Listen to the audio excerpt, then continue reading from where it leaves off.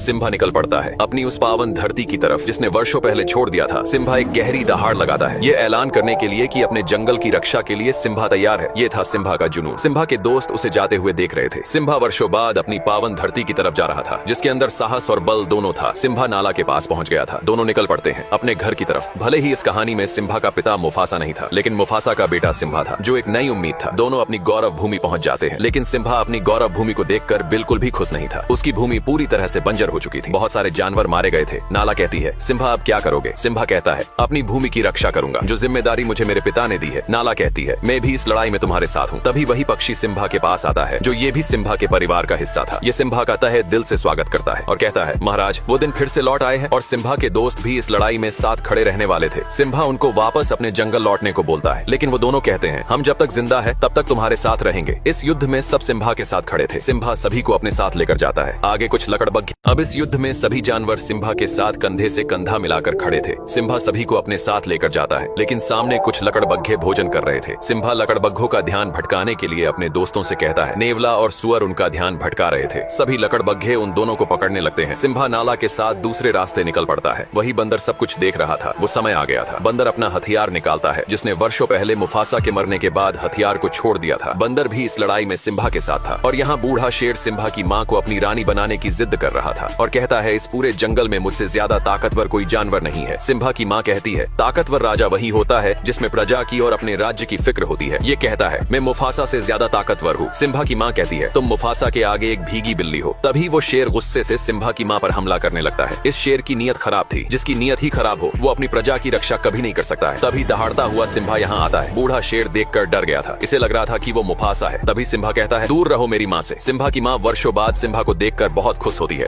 अब सिम्बा दहाड़ता हुआ यहाँ आता है। बूढ़ा शेर उसे देखकर डर गया था। इसे लग रहा था कि वो मुफासा होगा। सिम्बा कहता है, दूर रहो मेरी माँ से। सिम्बा की माँ वर्षों बाद सिम्बा को देखकर बहुत खुश थी। जो दिया वर्षों पहले बुझ गया था, वो फिर एक नई रोशनी लेकर आया था। बूढ़ा शेर कहता है, भतीजे, तुझे जिंदा देखकर बहुत खुशी हुई। सिम्बा कहता है, कोई एक वजह बताओ चाचा कि तुम्हें जिंदा छोड़ दूं। बूढ़ा शेर कहता है, ये मत भूलो, तुम जंगल के राजा के सामने खड़े हो। तभी नाला कहती है, अब से हमारा राजा सिम्बा है। उसके लिए हमें भले ही युद्ध ही क्यों न करना पड़े। सिम्बा का परिवार भी युद्ध के लिए तैयार था। सिम्बा कहता है, हार मान लो चाचा। बूढ़ा शेर कहता है, मैं नहीं चाहता कि मेरे हाथ हो। तुम सब मारे जाओ। तुम सब मेरा परिवार हो। और क्या तुम सबको पता है तुम्हारे इस सिम्बा ने क्या किया है भतीजे? तुमने इनको बताया नहीं कि तुम अपने पिता मुफासा के हत्यारे हो। अपना गुनाह कबूल करो और बताओ सबको कि तुम्हारी वजह से हमारे महान राजा मारे गए। सिम्बा का पूरा परिवार सिम्बा को देख रहा था। तभी सिम्बा कहता है, हाँ, मेरी वजह से मारे गए थे मेरे पिता। तभी बूढ़ा शेर कहता है, आखिर कर लिया कबूल, हत्यारा है। ये अपने पिता का, इसी की वजह से आज महाराज हमारे बीच नहीं रहे। ये क्या राजा बनेगा जिसने अपने पिता को ही निगल लिया। बूढ़ा शेर सिम्बा की बातों को दबाता हुआ उसे पीछे लेकर जा रहा था। सिम्बा घबरा गया था और कहता है, मैं राजा नहीं बनूंगा। तभी सिम्बा, अब बूढ़ा शेर सिम्बा की बातों को दबाते हुए उसे पीछे लेकर जा रहा था और जोर से चिल्लाकर कहता है, झुकाओ अपने सर को। तभी सिम्बा का पैर फिसल जाता है। सिम्बा चट्टान पर लटका हुआ था। यहाँ जोर की बिजली कड़कती है। ये वो आखिरी पल था जिसमें एक पापी का अंत तय था। बूढ़ा शेर कहता है, ये नजारा मैंने वर्षों पहले देखा था। बिल्कुल तुम्हारी तरह ही मुफासा ने मेरी आंखों में देखा था। बूढ़ा शेर उछलकर सिम्बा के पंजों को दबा लेता है और कहता है, एक राज की बात बताऊं भतीजे, तेरे बाप मुफासा को मैंने ही मारा था। इतनी बात सुनते ही सिम्बा अपने पिता के उस दुख भरे पल को याद करने लगता है। तभी सिम्बा जबड़े से उसके बाल पकड़कर ऊपर आ जाता है और चिल्लाकर कहता है, कैसे भाई हो तुम? अपने सगे भाई की ही हत्या कर दी। बूढ़ा शेर कहता है, ये झूठा बोल रहा है, इसकी बात मत सुनो। तभी सिम्बा की माँ कहती है, तुमने मुफासा को नहीं मारा तो उनकी आंखों में कैसे देखा? बूढ़े शेर का अंतिम समय आ चुका था। तभी बूढ़ा शेर लकड़बग्घों से कहता है, मार डालो सबको। सभी लकड़बग्घे सिम्बा के ऊपर टूट पड़ते हैं, लेकिन सिम्बा सभी लकड़बग्घों को जबड़े से दबाकर फेंक रहा था। नाला अपने परिवार को हमला करने को कहती है। सिम्बा का पूरा परिवार लकड़बग्घों पर टूट पड़ता है। ये था एक भीषण युद्ध जो सत्य और असत्य के बीच हो रहा था। सभी लकड़बग्घे सिम्बा को नोच रहे थे।